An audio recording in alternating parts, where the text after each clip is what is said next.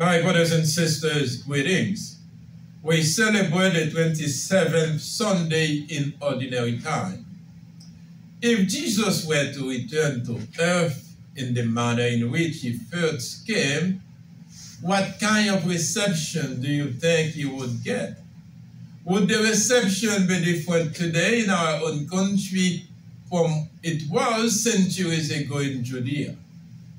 Jesus came into the world after a long line of prophets in the era of the Old Testament had been rather generally rejected or ignored by the people of their own time. They were treated like the slaves in the parable in today's gospel, which Jesus tells us. These slaves, whom the property owner sent to collect what was rightly his from the tenant farmers, were treated shamefully. In frustration, the owner sent his own son because he expected that they would respect him. But his son they killed. We need no imagination at all to recognize that the son in the parable represents Jesus himself. What about today? Would Jesus coming anew into our world suffer the same fate which he endured 20 centuries ago? We need not imagination, but faith to answer the question.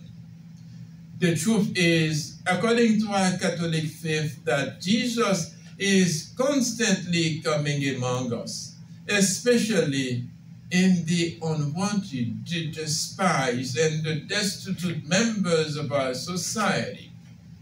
Jesus' public life was filled with controversy because of his teaching and preaching. His compassion for the poor and the sick aroused indignation because he did good deeds on the Sabbath. His promise of the Eucharist required his listeners to accept or reject him. Many turned and walked away. Rejection turned to hatred, and hatred built to a frenzy. Jesus they crucified as a criminal. Let us end our reflection by a parallel between the first reading and the Gospel. The story from Isaiah, over 700 years before Christ, the vineyard represented the people of Israel who were a great disappointment to God. God made them his own special people and blessed them abundantly. Yet they turned their back on him and the commandments he had given them. Their lives represented sour grapes after all God has done for them. In the second story from the Gospel, the vineyard represents God's people. But in the religious leaders of Jesus' time, who were taken to tax, they ignored their responsibilities to God and controlled and led God's people not in God's ways, but to protect their own interest.